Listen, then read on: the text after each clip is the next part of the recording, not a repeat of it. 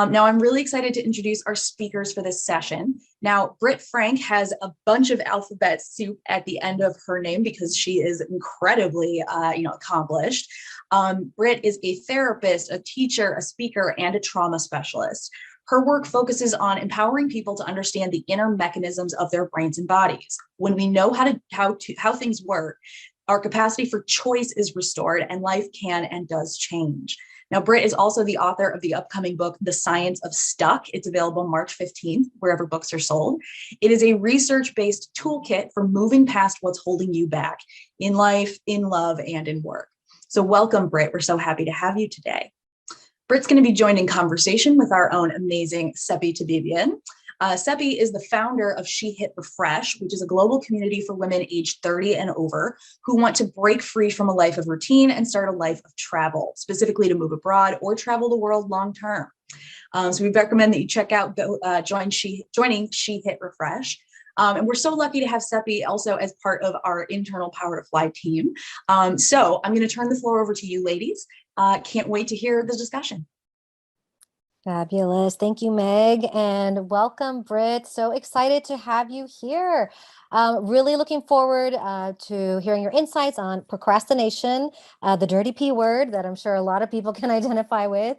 But before we get into the meat of the topic, I'd love to hear a little bit more about your story and how you actually got interested in the topic of procrastination. Sure. Well, it's really interesting how universal, regardless of where or who or what, this feeling of if things are not going right in life, it must be me. It must be my fault. And most people are very quick to attribute an internal problem to an external situation that's not going well. And so I actually came to this work. I graduated from Duke and became an advertising executive and had a total, Brene Brown calls them spiritual awakenings. I'll just call it a breakdown. Drug addiction, depression, just a real disastrous life. And then I found my way to this work and learning about the brain and the brain's relationship to procrastination, motivation, and all of the things. So my mission in life is really for people to know you are not lazy, you are not crazy, and you are not unmotivated. There is no such thing as crazy, and there's no such thing as unmotivated. Our brains do things for reasons, and when you know the reasons, you can change. Wow. Okay. This sounds like very powerful work. And I definitely want to get into that idea of procrastination and motivation, because I know you say, when we procrastinate, it doesn't have anything to do actually with motivation, which is what most people think. So can you tell us what is going on when we procrastinate? Like, why don't we do the things that we know we're supposed to do? Yes. And it's really wild in this information overload age that people, myself included for a while, still think there's this missing piece of information. If I just know more things and if I figure out more things, that'll sort of unlock this procrastination issue. The problem, with most of us is not that we have a lack of information. We know what we're supposed to do and we know what we want to do, but there's this huge gap between knowing what to do and the executing and the doing. And the thing inside of that gap is our brains are not wired for productivity. Our brains are not wired for happiness, success, or entrepreneurship, or achieving our goals. Our brains are wired for one thing and one thing only, and that is survival. So the parts of our brains that are really cognitive and thinking and into let's build and let's grow, that's a newer part of the brain. And so we really need to honor and acknowledge the brain's design is survival. It is not happiness. And so when we understand that, procrastination is no longer a character flaw. It's a physiological reality, and it's a sign that our brain does not feel safe. Now, the immediate pushback I get from that is, well, why does my brain not feel safe? Clearly, I'm safe. I don't live in the Ukraine right now. I am in a safe environment. I don't have to worry about, fleeing my home. And that makes sense. And that kind of perspective is really important because certainly we're not all in the same safety situation at all times. No one is.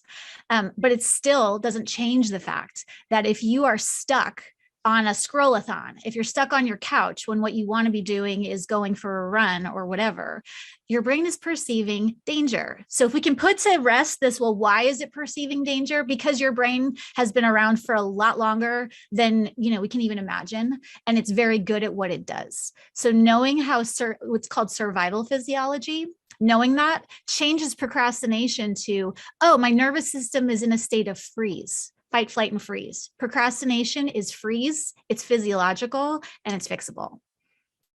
Got it. So that's why, even though I love yoga, I don't go sometimes. I would rather just sit on the couch and take the easy path and do what I need to do to reach the goals that I want to reach. Your book is called The Science of Stuck, and you were just telling us a bit about the brain. Are those mechanisms then of how our brain works and why that makes us feel stuck then? So I wrote The Science of Stuck after a 15-year journey of putting myself back together after a spectacular, dissolution of the life that I knew. And this is sort of my love letter to what works. And I've synthesized all of the things I found, all of the, I read all the books, so you don't have to, we all have a stack of books on our nightstand and no time to read them all. And so The Science of Stuck is really just, here's the bottom line. Here's just what you need to know about the brain. You don't need to be a car mechanic to drive your car. If you know where the gas and the brake and the ignition and the gas tank is, you can get around. And it's the same thing with the brain. So we don't have to deep dive. And the book goes into everything from motivation and procrastination to friendships, to intimacy, to how we get addicted and why and what to do about it, to family dynamics and all that fun stuff that tends to keep us stuck in place. Fabulous. And for those out there listening, if any of this is resonating with you, let us know. Let us know how you maybe feel stuck and where you feel like you're procrastinating.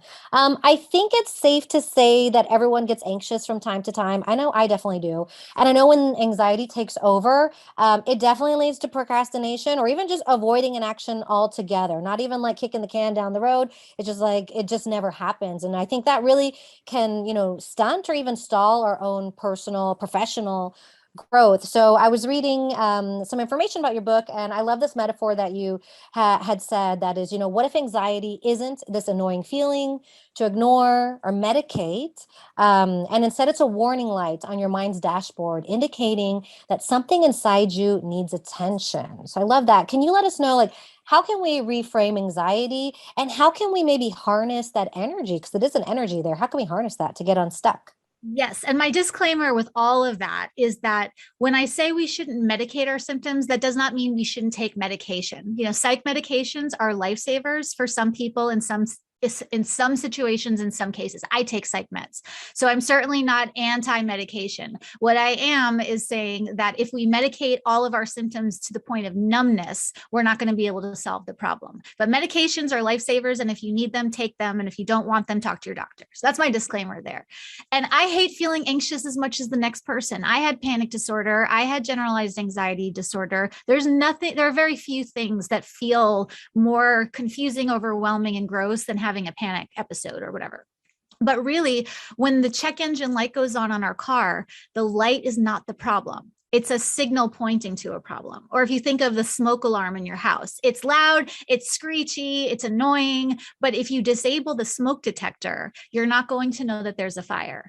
And so we focus on, I want to get rid of anxiety because anxiety feels gross and it's awful. If you get rid of anxiety, you're never going to know if there's a problem, where there's a problem, or how to solve the problem. So when people say, live an anxiety-free life, I get the sentiment because I don't like feeling it and living in it all day, every day either. But we need anxiety as much as we need any of the physiological cues for pain. Think of a knife. If you don't know a knife is sharp, you'll never know, ow, that hurt, I'm going to not touch it. And then you end up with cuts and you end up really injuring yourself without pain receptors. And so anxiety is a horrifyingly feeling, wonderful, life-saving mechanism that's supposed to point us towards where there's pain, unresolved trauma, untreated suffering, or an injury that needs attention. Wow. Thank you for breaking that down for us. Do you have an example that you can share with us about a time in your life that you were feeling anxious about a specific action or thing that you wanted to do, and how that was either protecting you or what the indicator was? Mm-hmm. And with the motivation issue, there's no such thing as I'm not motivated. Our brains are going to be either motivated to do what we want it to do and achieve our goals, or it's going to be motivated to survive a perceived threat. And so, an example of what anxiety might feel and look like. Before going to an event, I didn't understand why it was an event back in my hometown. I was feeling like I was going to throw up, and I was sweating, and my palms were shaking. And this was a work event, and I'm very comfortable in my work life. But what I didn't realize, and what my anxiety was pointing me towards, was that town was the town where some really bad stuff happened. And I had logically forgotten about it. I don't think about everything that's ever gone down in life, but your body remembers every single experience that's ever happened to you. And so when I understood, oh, my body is reacting to this particular street because something bad happened on this street, it was like, oh, that makes so much sense. And then I was able to really work through it. Now, the problem is you don't always know why your body is reacting. And so I may not have, let's say I didn't remember that event. Then it's, oh my God, I'm freaking out for no reason. What's my problem? A good way to work through anxiety is to tell yourself, even if I don't know why my body is doing this, there's a reason. The reason is safety. And so the question is not what's wrong with me. The question is, what are the things, people, places, things, or thoughts that I can use right now to help me feel safe? Not why am I upset? It's where is my safety? And if you change the question, you change the trajectory of the whole thing. Wow, I'm loving this. For anyone out there, if you have any questions, let us know. Happy to ask Britt. Since we're talking about reframing anxiety, I also noticed that the word overreaction is another word that you have there that is a little bit inaccurate. So I would love to dig into that, because I think a lot of times people are told that they're overreacting about something, and I'd love to hear your thoughts on that. Really, like, my thing in life is we're going to de-shame and we're going to destigmatize all of these mental health things that we've all been taught for years. I was told I was an overreactor. I was too sensitive. There's actually no such thing as an overreaction. If there's a level 4 situation and you're reacting at a 20, you're not overreacting. It's just that your brain thinks this is a level 20 situation for whatever reason. And so an overreaction is actually a misreaction. And so instead of shaming yourself with, oh my God, why does this bother me so much? Why am I, overreacting? It's, oh, I don't remember why. I have no idea why. My brain thinks this is a level 20. So again, not why am I overreacting? It's what people, places, thoughts, or things will help my nervous system, my body, bring that anxiety energy down so I can access safety. We're not taught how to feel safe in our bodies. I mean, have you ever been asked by anybody, when was the last time you felt safe in your body? It's like, that's a weird, the first time my therapist said to me, well, I hear that you're anxious, Britt. Where do you feel that in your body? I'm like, huh? Wait, what? We're floating heads, and we forget that our minds live inside physical brains, which are located inside a physiological body. And so there's no such thing as an overreaction. There are misreactions. And then the question is, what do I need to feel safe? Love it. Yeah. So let's normalize our feelings here and not make us feel bad about reacting, right, to how something makes us feel. Talking about that, it's all as well, with overreacting, or someone telling us how we're overreacting, or feeling anxious, or feeling certain ways, we can feel bad about ourselves, or there may be parts of ourselves that we don't like. And I know that you say that we need parts of ourselves that we hate. So for those of us who have parts of ourselves that we just wish we could get rid of, or just don't want anyone to see, why do we need those parts that we dislike about ourselves? And what can we learn from them? So my, pithy little statement is, it's often the parts of ourselves we hate the most that are trying the hardest to help us. And the things that, people call character flaws or defects, or those awful little voices that if anyone ever heard what we were thinking, we would just run screaming down the street. Embedded in every single part of us is a gift. So if I have a part of me that's really jealous and envious, and I'm scrolling and comparing, and I hate the part of myself that compares my life to your life, well, that part of me is actually pointing, it's a suboptimal way of doing it, but that part of me is pointing towards an authentic desire. So even though envy and jealousy and comparison is not a helpful expression of desire, the desire is important. How am I going to know who I am, what I'm about, what do I want, if I don't know where my desire is pointed? there are a lot of incredibly powerful, capable women that I work with that I'm sure are on this call. And it's hard to know because there's so many things that are possible. What actually is mine to do? What do I like? What am I into? Anger, people give, I hate the parts of me that get angry. Well, anger is a really important indicator pointing towards injustice or pointing towards something that's harmful. Every single thing we think we hate about ourselves has a suboptimal expression and an authentic gift to give us. And it's so important to know that the things that we want the most can almost always be found in the parts of ourselves that we hate.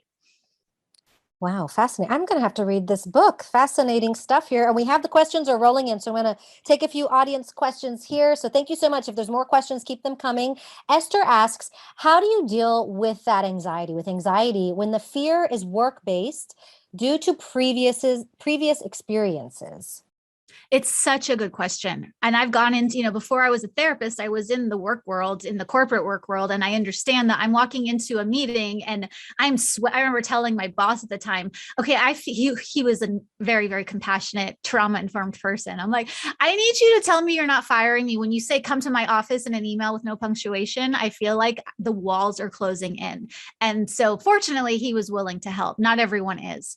So the first step to dealing with work and anxiety is to validate that it's there. Instead of, oh, I just want to get rid of it. This is stupid. I shouldn't be feeling this way. This is a great company and they love me. And that was then and this is now. We have to start with validation. It makes sense that I'm feeling anxious. It makes sense that I'm feeling overwhelmed. It makes sense that I'm feeling these things. So and I'm simplifying this for, a very short talk, but step one, validate that feeling is there. And then step two, ask yourself, what are my actual choices?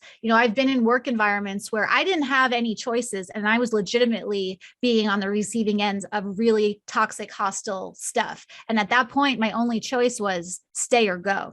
And at that time, going wasn't an option. So I had to stay. So first validate and then ask yourself, what are my choices? Don't grade them. Don't judge them. Just notice legitimately, do I have choices? If so, what are they? And that can help you shift out of stuck. Fabulous. Love it. So when we have more questions here, so I'm going to go to Joellen. Joellen says, if the brain is going to focus on safety, how do kids learn in school these days? Many have so much anxiety about school shootings. How can their brains feel safe enough to learn? And I was trained initially as a play therapist. So early in my career, it was working with children and seeing how do they, as adults, think about how overwhelmed we are with life, with work, with the pandemic. Kids are flipping out and then they're expected to pass these tests and show up and do hours and hours of homework. And there's a shift now, thankfully, towards more trauma-informed classrooms, but we're not there yet. And so, I sort of appeal to the parents, remind your kids, there's a reason you're having trouble reading. And it's not because you're dumb. And it's not because of anything other than your brain is very busy trying to keep you safe. And so really shifting the focus from the metrics of grading, which have always been sort of an iffy way of measuring intelligence and capacity, to really letting the kids know about the safety thing. My kids had no idea that they even had brains. And so there's a lot of ways of teaching kids, hey, you have a brain and there's this little button in your brain that when it goes off, everything feels like it's like the movie Inside Out by Pixar. If you need what do I do with my kid? Watch the movie Inside Out by Pixar, because that really goes into how our brains are structured. And the best way to help kids is to witness them and see them and validate what's happening, because they don't know, they have no information. Their only explanation is that it must be my fault.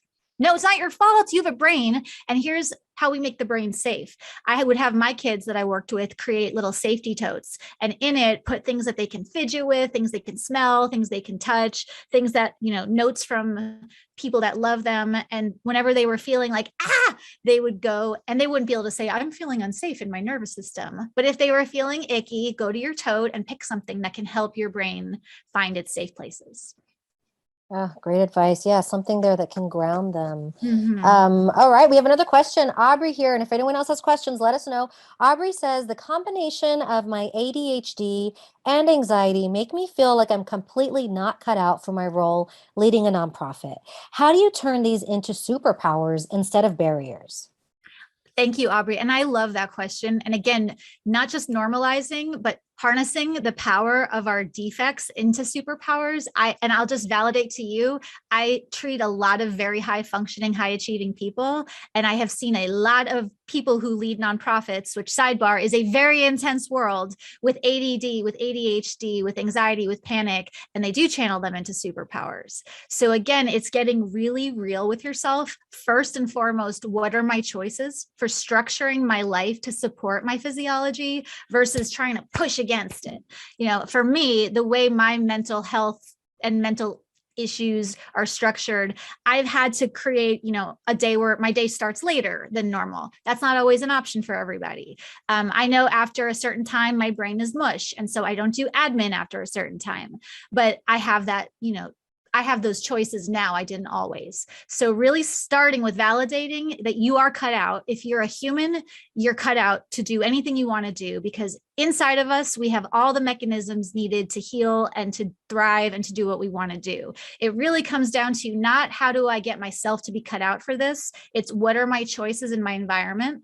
And is my environment willing and able to accommodate certain things so that I can channel my issues into superpowers? But it really comes down to choice. It's only to the degree that we have choices that we can make shifts and transform and heal and grow. But that's not an internal problem. That's a systemic issue. So, yeah. Thank you so much. This is really empowering information. I want to go back to some of the techniques that I saw that you go over in your book, techniques that I'm not so familiar with, such as shadow work, reparenting, and embodied healing. Can you tell us a little bit more about these techniques and how they can help us beat procrastination?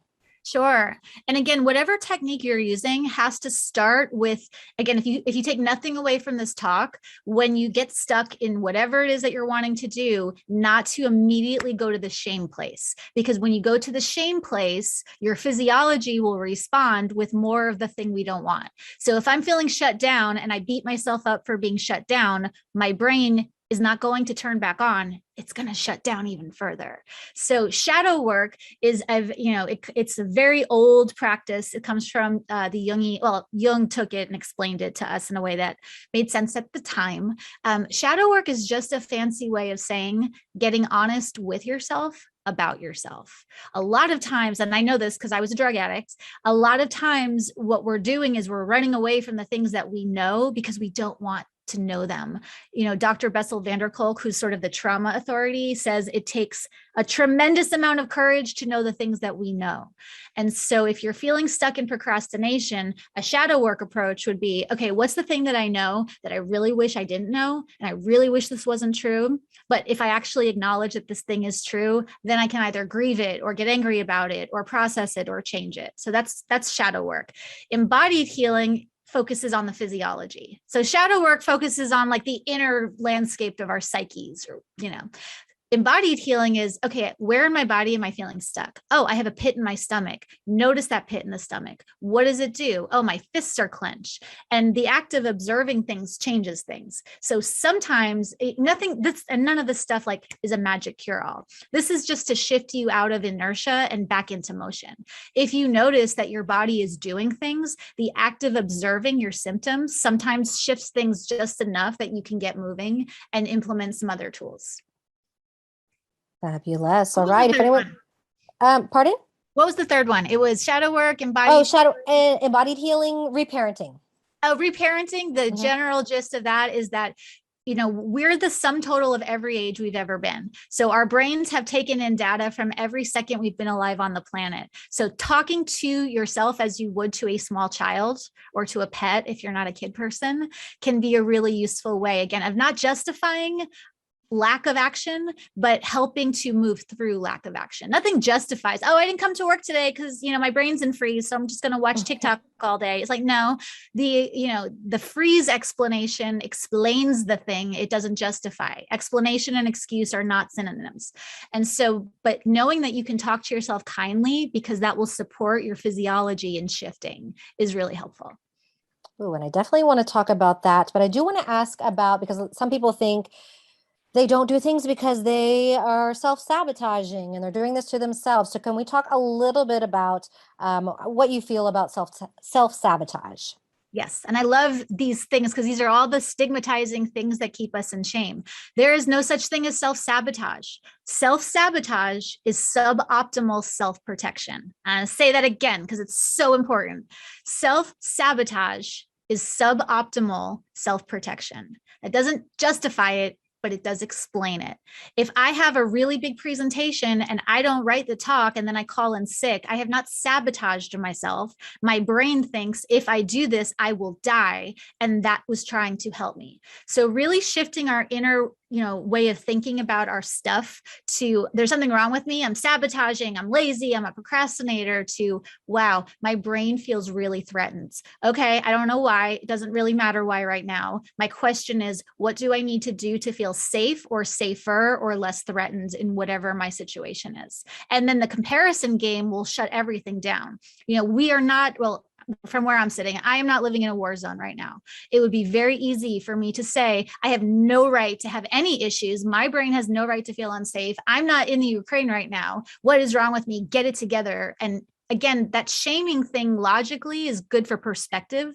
It's good to have the perspective that I have more choices here than some people do there. But that doesn't change the fact that my physiology still is an automatic process. I don't get a logical say in how it works. And so while perspective is helpful, comparison is not. And so, keep the perspective of privilege and access and resources and safety in mind at the same time validating I have a brain and it has a panic button. And if that panic button gets hit, I need to find myself safe thoughts, things, people, or places. Fabulous. And we just have less than a minute, but I wanted to talk about real quick, just get your thoughts on being kind to ourselves and cultivating that self-compassion when we're doing this work. What are your tips for that? So that people will take the self-kindness, self-compassion to the saccharine sort of toothless woo-woo space. And there's nothing wrong with woo. I love woo. However, self-compassion is a biological imperative. And so I really like appealing to the science. If you feel like you don't have the right to be nice to yourself, you can remind yourself that there's a science-based explanation why self-compassion and self-kindness moves our nervous systems out of stuck so we can, actually get going in the direction of our goals and our dreams and the things that we want to do. So self-compassion is not a luxury and it's not a niceness. It is a biological necessity. Fabulous, Britt. Fabulous. We're so great to have you on here. Can you tell us when and where they can get your book, The Science of Stuck, if they want to learn more?